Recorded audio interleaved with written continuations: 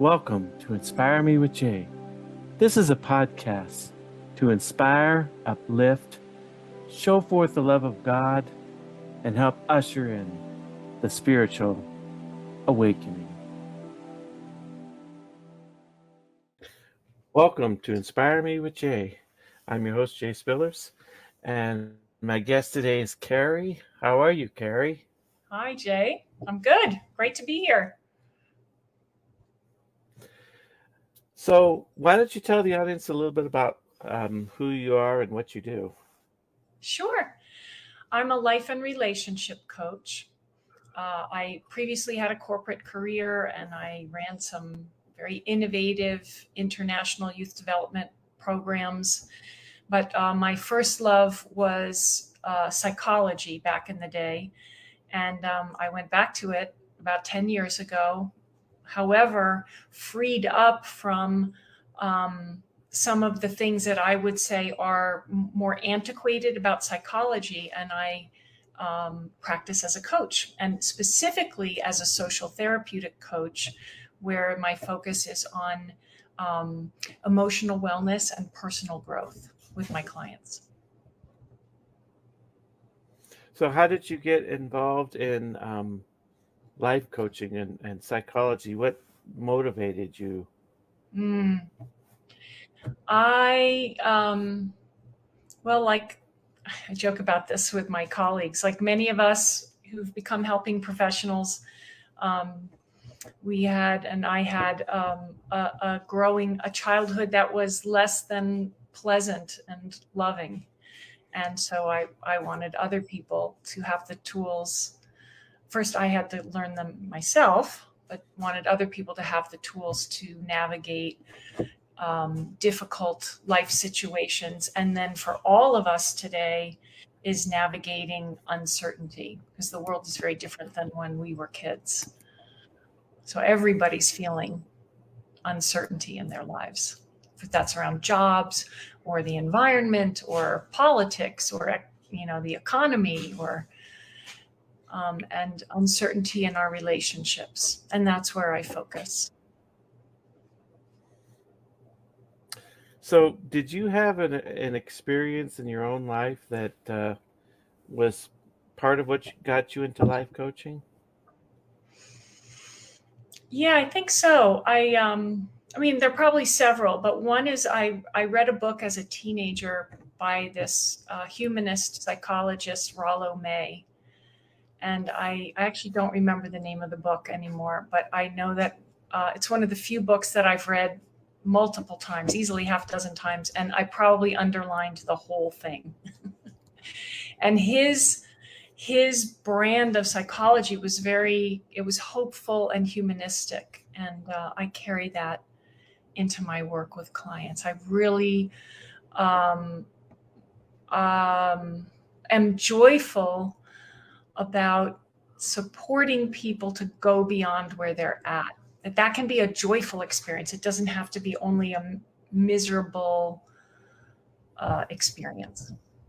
We can grow joyfully. And what would you define humanistic? Because people may hear that term and it might mean a Mm. lot of different things to different Yeah. people. I would say what it means to me is continuous life development, that we can continuously grow in expressing our human capacity to create connection, to create emotional connection, um, mental and emotional well-being with others. So it's kind of like human development, or sometimes what they call the human potential movement.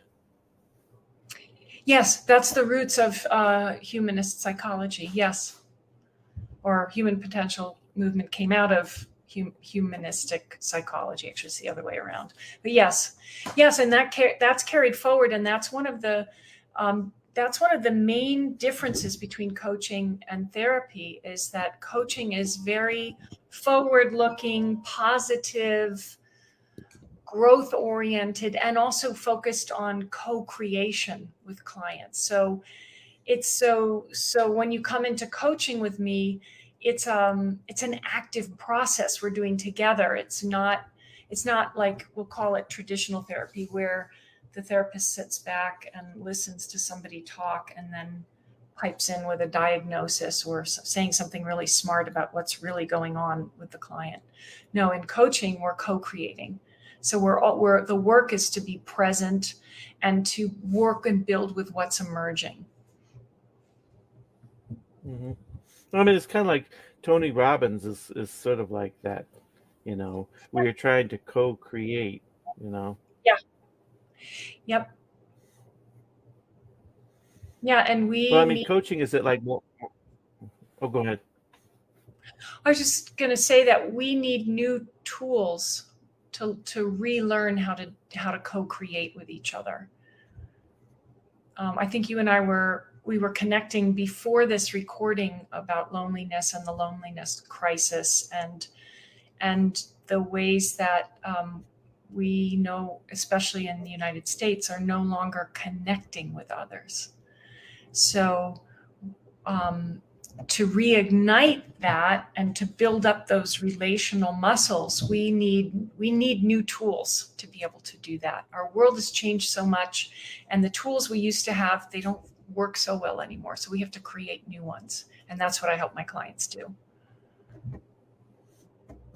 Well, is it that basically life coaching is more hands-on than like traditional psychology? Because people still have the picture of psychology where you go sit on a couch and a person just asks you questions. Right. No, and in the style of coaching that I do, which is a lot of couples work, group work, family work, where I coach the whole family. And it's the same in individual work. I open with a version of what do you want help with today? What are you bringing to the session? But even more specifically, what are you wanting help from me with? And that's a really hard thing to respond to. We especially in America, we don't like to ask for help from anybody. So already that's a stretch, and it's an invitation then to co-create together. And are there certain tools that you use in your life coaching? Yeah. Two of the major tools that come to mind. One is relationality. So that's where I'm always relating to us, whether it's me and an individual client. In that case, I'm relating to us as a group of two. So I'm asking the client during the session, how are we doing? I'm not saying, how do you think I'm doing?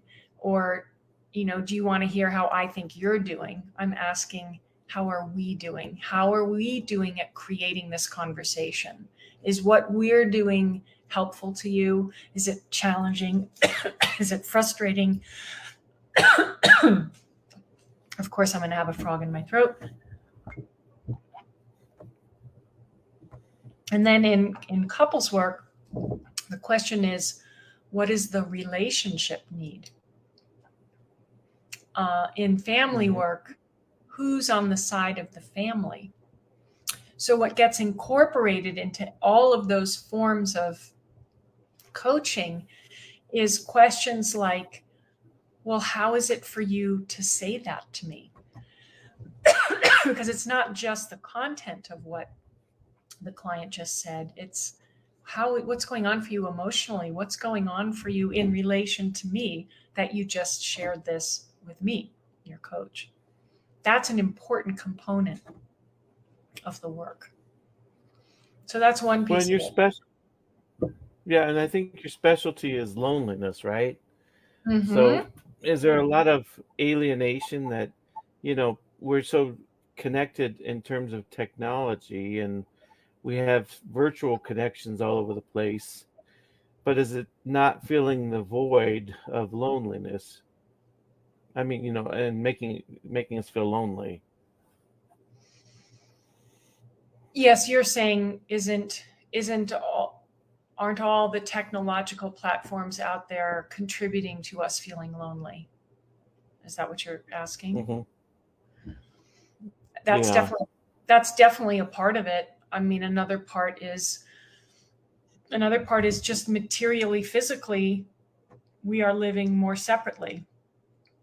More people living as a single person in a home, or um, um, we no longer part of these church groups or bowling groups or the lodges or different institutions that used to be part of the fabric of American social life that were group oriented. And those are, at least the ones that were around in the 20th century, are um, shrinking. And so you have all of those kind of, let's call them material facts that could be causing loneliness. And then we have another thing, which is cultural.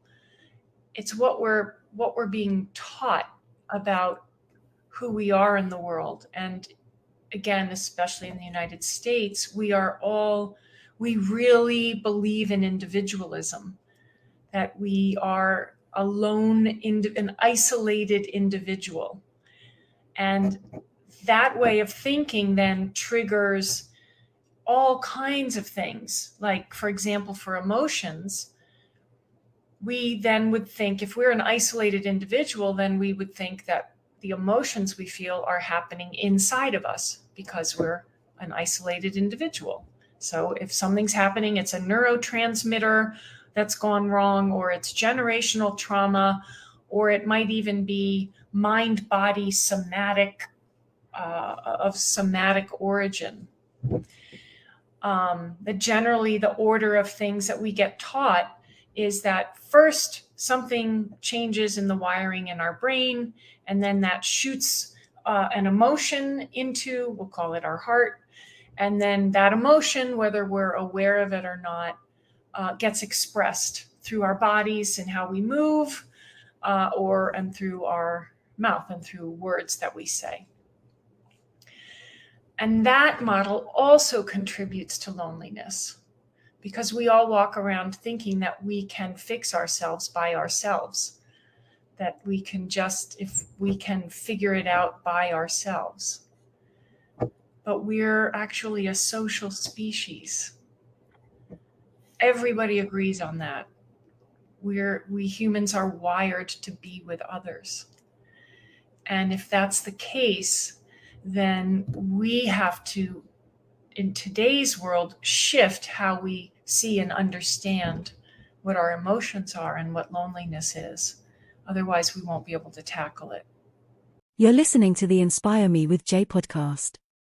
Please do like and subscribe to the channel, bringing hope and inspiration to the world. Well, I mean, in terms of social interaction, is one of the things you do to encourage people to reconnect socially, whether it's joining a civics group or getting active in their church or going to, a sporting thing like bowling, or, Yeah, is that part of it? that's a great question. And that is the way. See, there's more and more recognition that loneliness is actually a social crisis. In the surveys, 1 in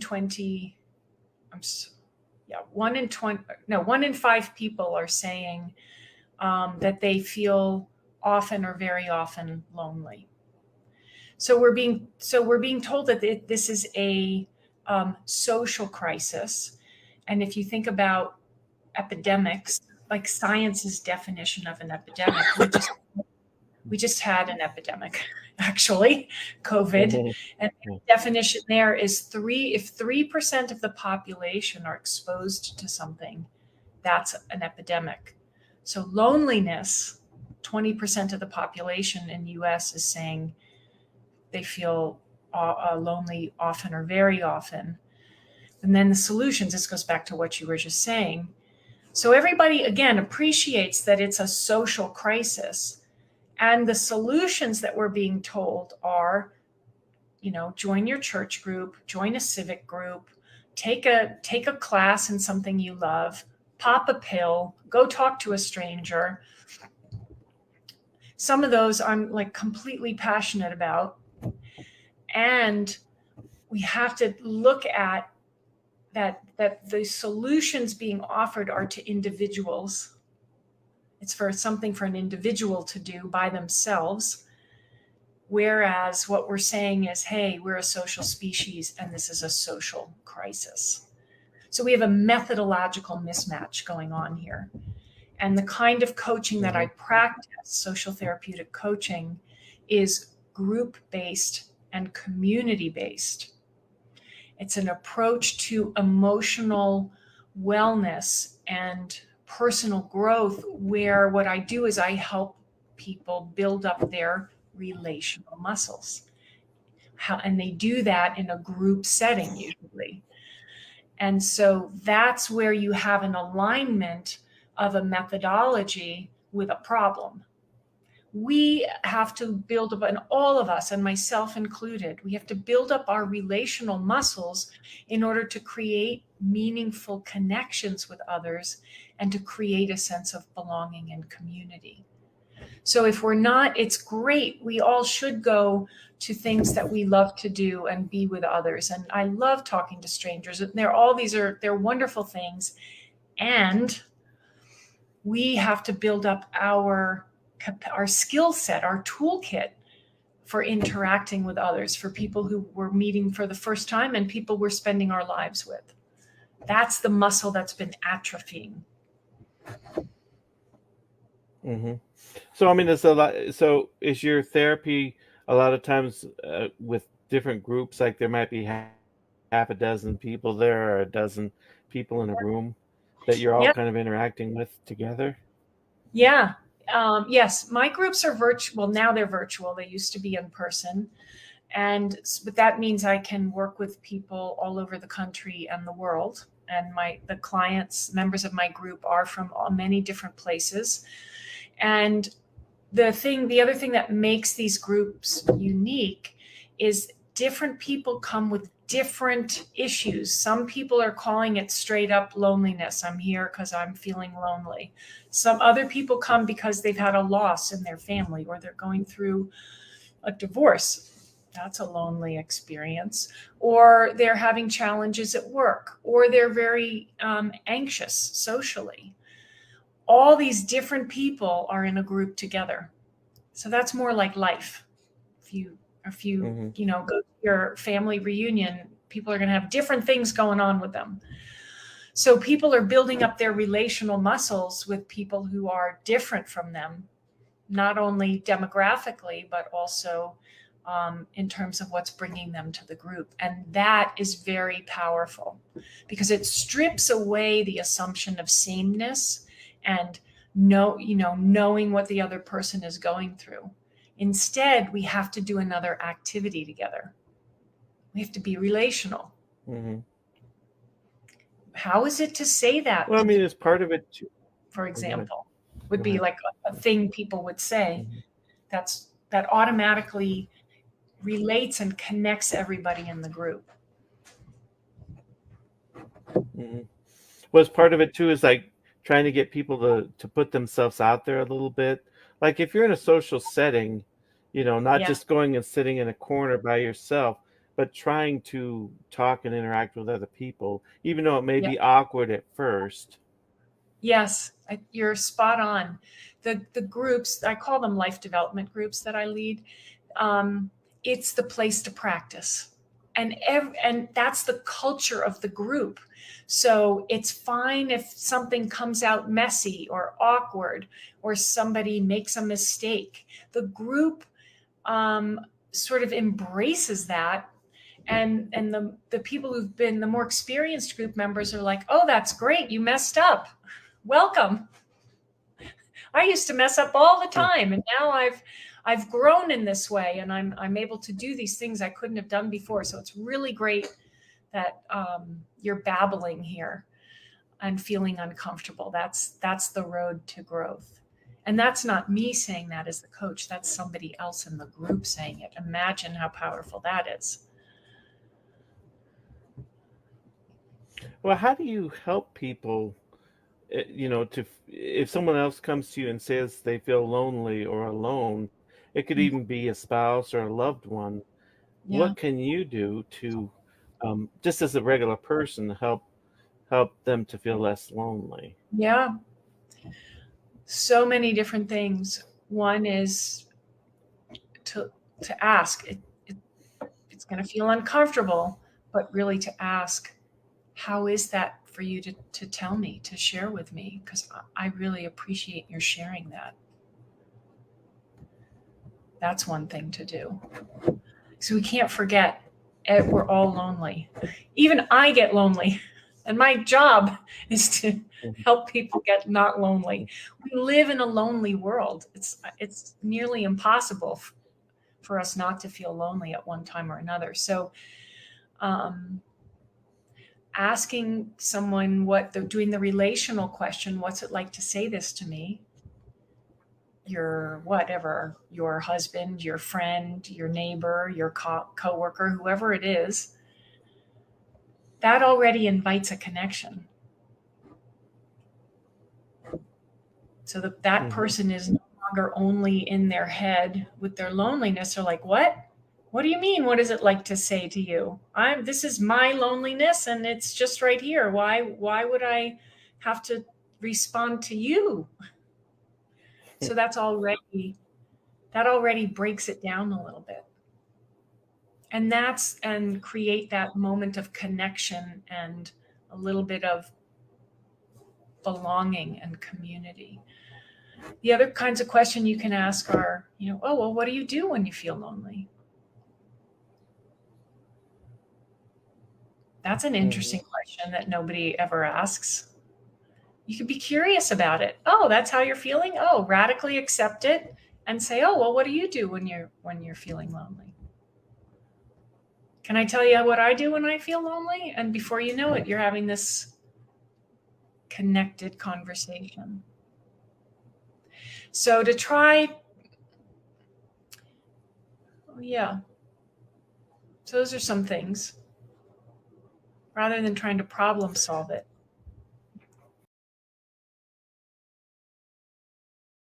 I spent several years of my life stressed, anxious, and depressed. I needed to find something that would make my life work. For me, that was meditation. With meditation, I found the peace of mind that I was looking for. I found the happiness, and I found a way to improve every area of my life, my emotional life, my spiritual life, my relationships. I was able to discover things about myself. I can give you the tools to meditate. I will walk you through the process and hold your hand. Whether you're a beginner to meditation who's never meditated, or whether you're someone who's tried meditation and it just never seemed to work, we can make it work. Meditation is something that everyone can do, and I can show you how. Check out my course on meditation.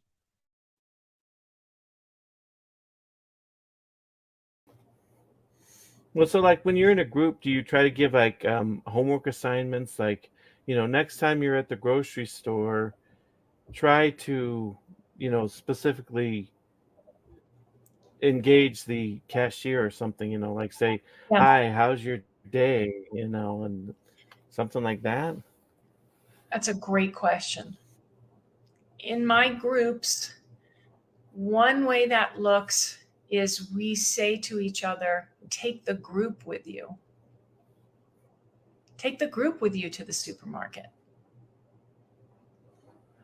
Sounds really weird, but but what what people say is that when they do that, they feel more connected to what they had just built and created with each other in group.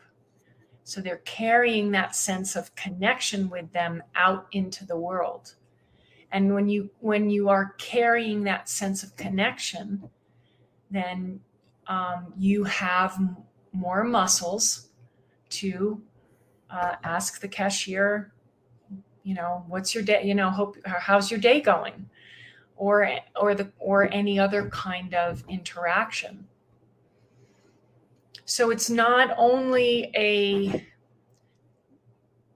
to do check off, in order to do my self-care today and be well, I need to ask the cashier how their day is going, but it's also to do that while feeling connected to the people with which you just created and produced that that directive. That's being unalienated from what you've created. Well, are there some activities that you encourage people to do, when they're by themselves? Like, do you like to do journaling, or does meditation help, or does certain activities, I support people doing are they all good? activities, and I do think that they're helpful. And I am I'm the relational gal, so I would add to that. Text your buddy. Check it out beforehand with your buddy. Hey, can I text you when I'm feeling lonely? Sure. Okay, so when you're feeling lonely, in addition to journaling and meditating, send your buddy a text. Guess what? I'm feeling lonely today. Woohoo!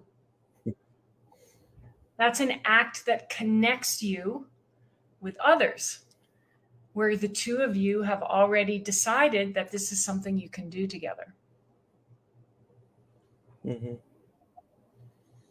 Well, I mean, it's part of the thing, like with mental health, is that maybe you sort of need to take it sort of like physical health. Like, no one is stigmatized if they exercise. No one's stigmatized if they try to eat healthier. So if you're doing things to help your mental health, that should be looked upon as a positive thing, and not necessarily that you're crazy or anything. I totally agree with you. I totally agree with you. I think that our subjective experience of the world and our emotional experiences can be related to as more ordinary. I think you're really onto something. We get taught that they're these really big things. But what if they're more ordinary? That's why, like, what do you do when you're lonely? What do you do with your loneliness? That's such an ordinary question. It's like, hey, how do you bake a chicken? Why do we have to stop our lives? What? You're lonely? We have to get you out of that right away. That's a problem. Don't you know if you're lonely, that's like smoking 12 cigarettes a day and blah, blah, blah, blah, blah, blah. Okay.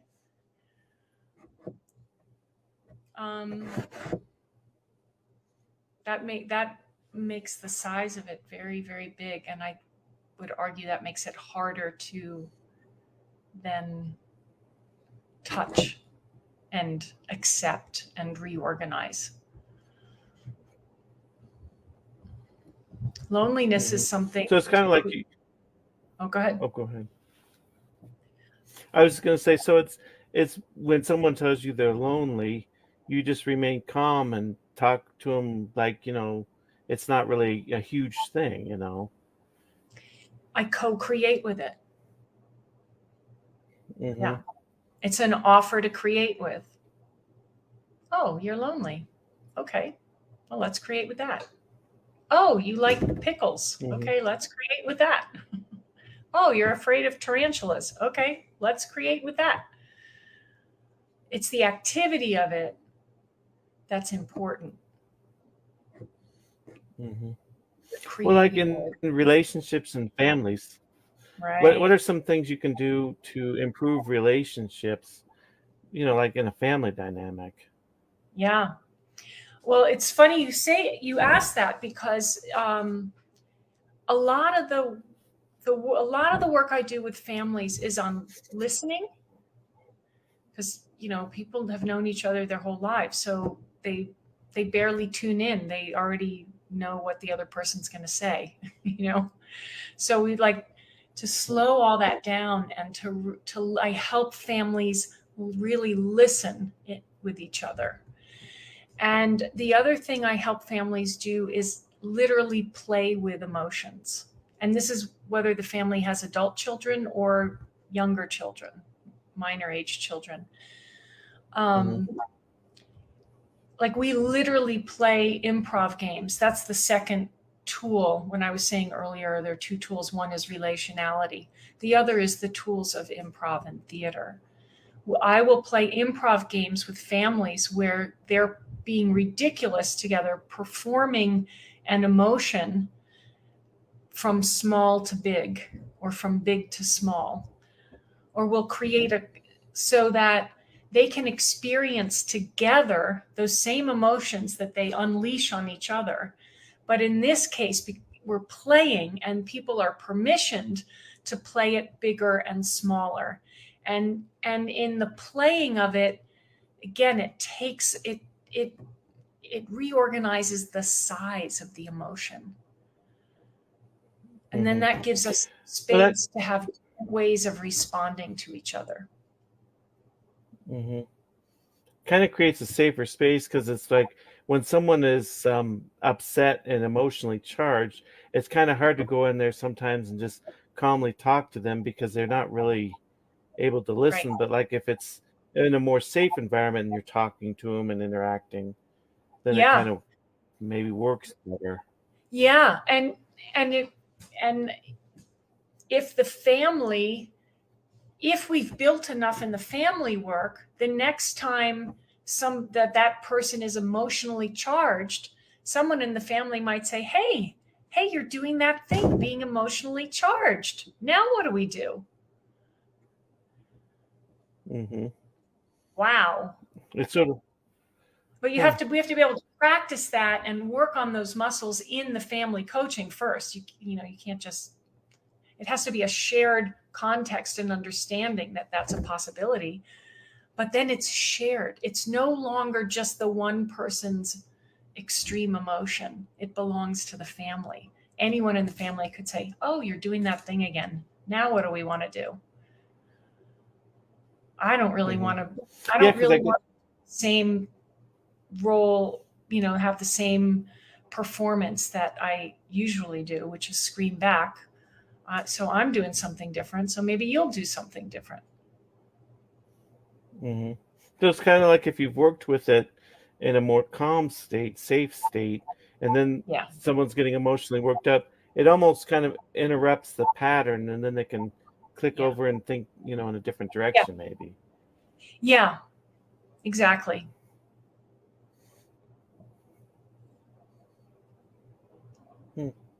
How is all this sounding to you, by the way? I think it's sounding pretty good, because I'm just kind of thinking in my own family, if you have a kid that gets very emotionally charged, it's like it's difficult to talk to them when they're all upset, like maybe going at different points and talking to them.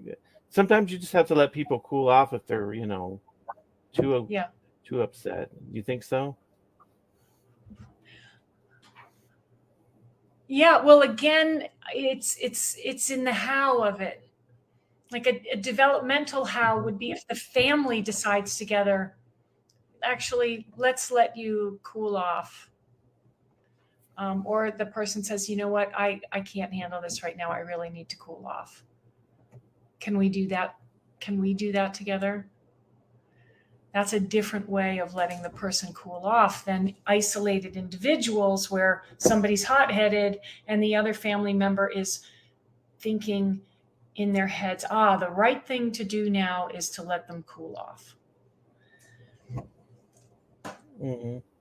Instead, you could co-create it together.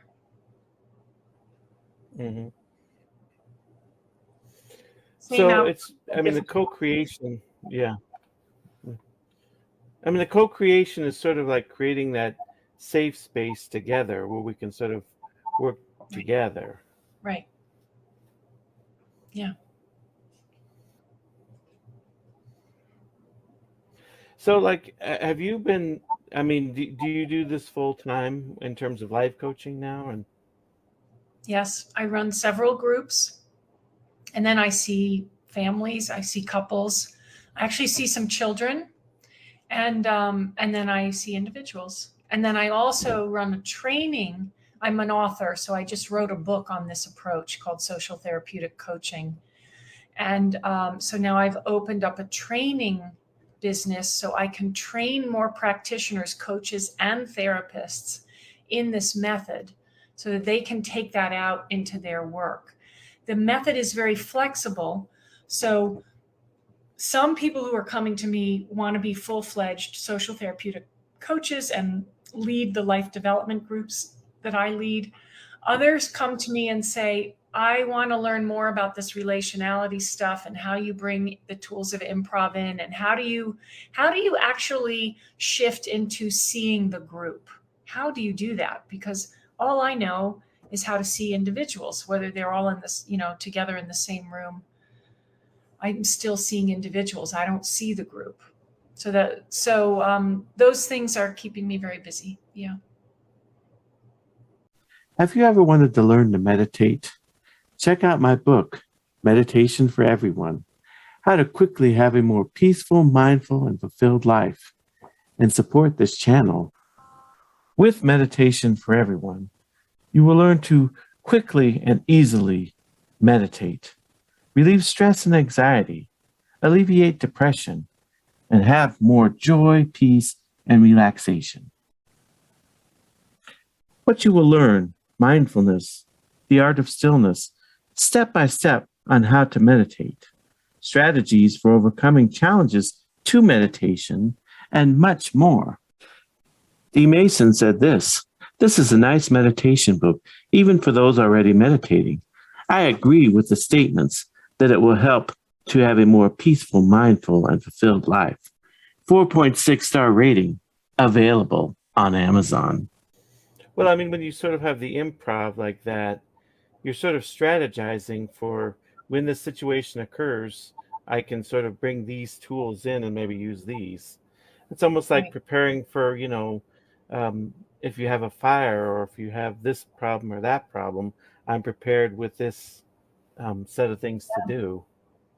Yeah. I mean, I can give you a story. I was working with a couple, and the husband was talking about a recent situation, and he told the story of what happened, and the wife was shaking her head, and she's like, that is not what happened.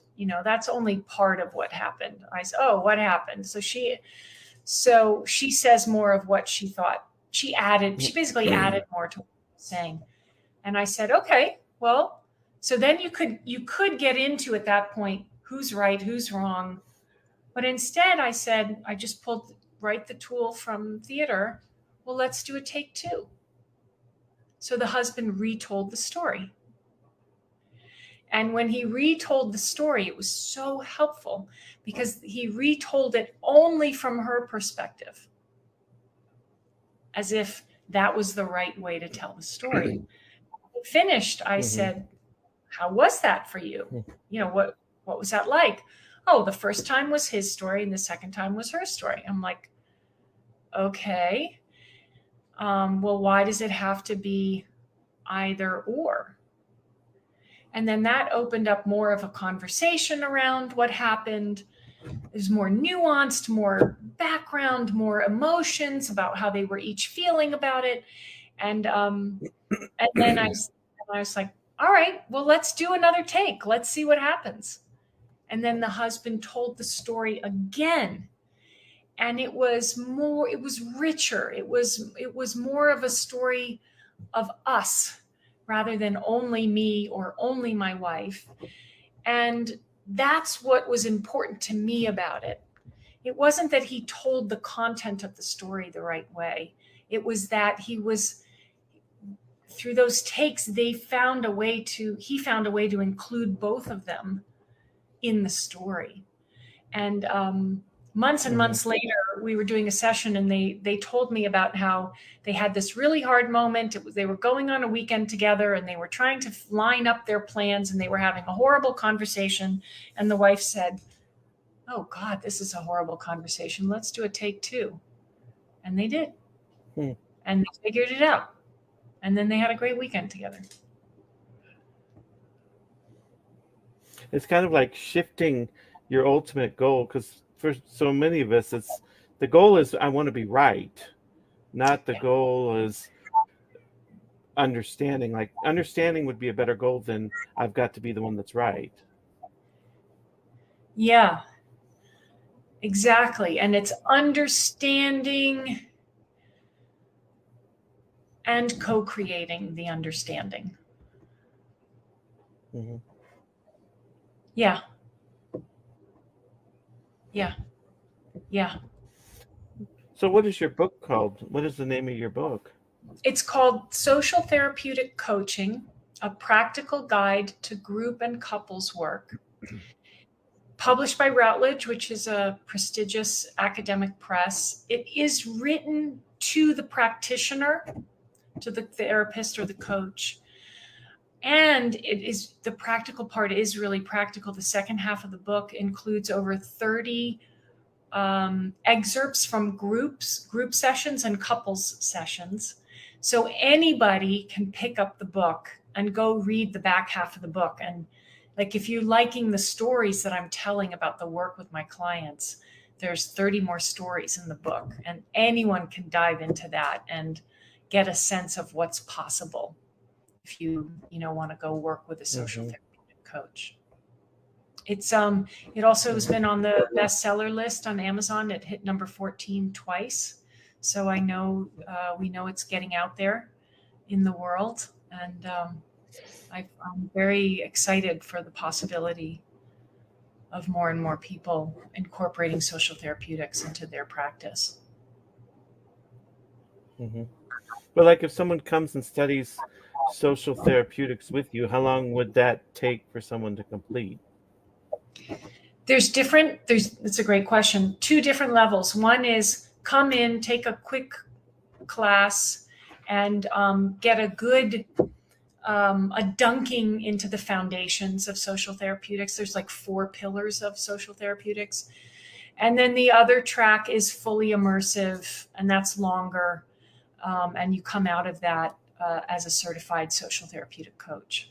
So I have created different options because people are looking for different kinds of things. I want to make it accessible to everybody.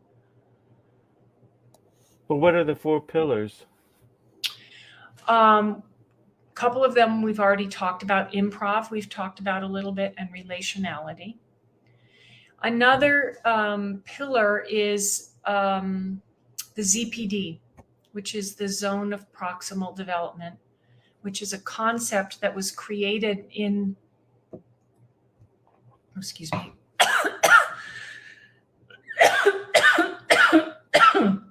It was a concept created in the 20th century, about the same time as Jean Piaget was coming up with his theory on child development. This other psychologist, Lev Vygotsky, was studying babies and language acquisition, and he was seeing something very different than Piaget.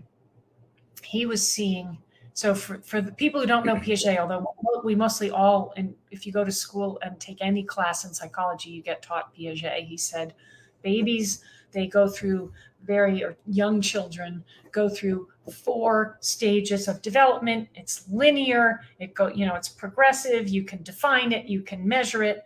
And says Piaget, it happens internally in the baby. Well, no wonder we're all walking around in our internal loops, because that's part of the foundation of psychology, is saying that things happen inside of us. So Vygotsky, on the other hand, was looking at how children acquire language, and he saw the process as an outward-facing relational process. The zone of proximal development is when you have different people, different levels of development, contributing to, in this case, the child's language learning. So this will make obvious sense to all of us.